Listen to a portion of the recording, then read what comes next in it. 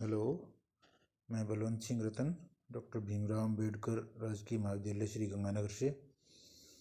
आज मैं आपको analysis of variance one way data में लघु रीति के बारे में बताऊंगा। कल मैंने आपको यह बताया था कि अगर analysis of variance one way data हो और हमें डायरेक्ट मेथड से करना हो तो हम किस प्रकार से करेंगे। अगर आपने देखा हो तो डायरेक्ट मेथड में हमें दिए गए सभी सैंपल्स के माध्य निकालने पड़ते हैं। उन माध्यों से सभी सैंपल्स की सभी इकाइयों से डेविएशन निकालने पड़ते हैं। उन डेविएशंस का स्क्वायर करना पड़ता है, यानी हमें काफ़ी ज़्यादा कैलकुलेशन करनी पड़ती है। यदि विभिन्न सैंपल्स के सैंपल मीन जो है वो दशमलव में आए, पूर्ण अंकों में ना आए, तो ये जो है वो कैलकुलेशन की कठिनाई काफ़ी बढ़ जाती है। तो व्यवहार में हम डायरेक्ट मेथड को कम अपनाते हैं, उसकी बजाय लघु रीति को ज़्यादा अपनाते हैं। तो आज मैं आपको लघु रीति के बारे में बताऊंगा। अगर वन वे डाटा हो और हमें जो है वो लघु रीति अपनानी हो तो हमें निम्न कार्य करने होंगे। ये जो H0 मानना और H1 मानना वो सब वैसे का वैसे ही है, मैं सिर्फ कैलकुलेशन के बारे में बताऊंगा। तो सर्वप्रथम आपको दिए गए सभी सैंपल्स में जो है इकाइयों का जोड़ करना होगा, यानी प्रथम सैंपल की इकाइयों का जोड़ सिग्मा x1, द्वितीय सैंपल की इकाइयों का जोड़ सिग्मा x2, सिग्मा x3 और सिग्मा xk, यानी सभी के सैंपल्स में दी गई इकाइयों का आपको जोड़ करना होगा। उसके बाद इन सभी सैंपल्स की दी गई इकाइयों के स्क्वायर का भी जोड़ करना होगा, यानी आपको sigma x1 square, sigma x2 square, sigma x3 square और सिग्मा xk स्क्वायर भी ज्ञात करना होगा।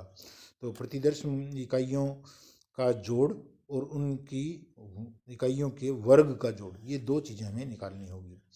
उसके बाद में हमें एक और चीज़ निकालनी होगी जिसको हम करेक्शन फैक्टर बोलते हैं, शॉर्ट में C और F से लिखते हैं, हिंदी में संशोधन कारक बोलते हैं। तो हमें करेक्शन फैक्टर निकालना है। करेक्शन फैक्टर का फार्मूला है टी स्क्वायर बटा capital N। T capital T है, टी का स्क्वायर बटा कैपिटल N। यहाँ टी का मतलब है सैंपल में दी गई विभिन्न इकाइयों का जोड़। जितनी भी sigma x1, sigma x2, sigma x3 और सिग्मा xk है, इन सब को जोड़ लीजिए, ये t है। और इस t का होल स्क्वायर हमें करना है। होल स्क्वायर के बाद उसको n से भाग देना है। यहाँ ध्यान रखिए n बड़ा है, इसका मतलब ये सभी सैंपल्स के n का जोड़ है, यानी n1 plus n2 plus n3 plus plus करते हुए लास्ट में nk तक। तो हमें करेक्शन फैक्टर निकालना है। मैं एक बार फिर से बताता हूँ, t जो है सभी सैंपल्स में दी गई इकाइयों का योग है और उस योग का होल स्क्वायर करके सभी सैंपल्स के दिए गए n के योग से जो है हमें इसको डिवाइड करना है। तो करेक्शन फैक्टर टी स्क्वायर बटा कैपिटल N है। उसके बाद हमें सम ऑफ स्क्वायर बिटवीन सैंपल्स और सम ऑफ स्क्वायर टोटल, ये दो चीज़ें हमें निकालनी है। तो पहले total sum of square. Total sum of square निकालने के लिए जितनी भी सैंपल हैं उन सब की स्क्वायर्ड इकाइयों का योग आपने निकाल रखा है। तो sigma x1 square plus sigma x2 square plus sigma x3 square up to sigma xk square.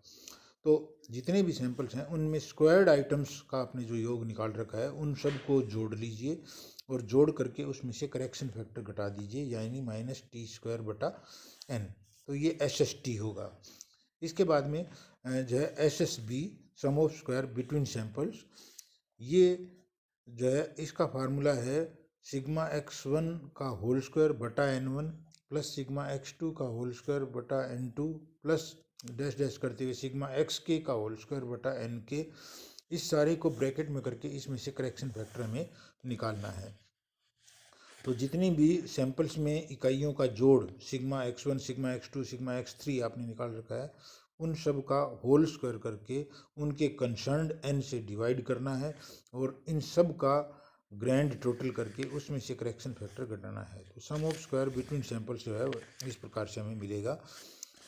इसके बाद में sum of square within samples यानी SSW, क्योंकि हमारे पास टोटल सम ऑफ स्क्वायर्स है और sum of square between samples भी है, तो आप SSW को SST में से SSB घटा करके प्राप्त कर सकते हैं। तो जो है SSW बराबर SST माइनस SSW। जब आपके पास ये आ जाए तो उसके बाद में आप सीधा एनोवा टेबल बनाइए और एनोवा टेबल बना करके बाकी सारे काम जो है वो आप उस एनोवा टेबल की सहायता से कर सकते हैं।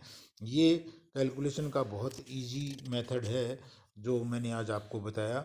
आप कोई एग्जांपल करके देखिए और जो है आपको इससे काफ़ी सहायता मिलेगी। आज इतना ही, धन्यवाद।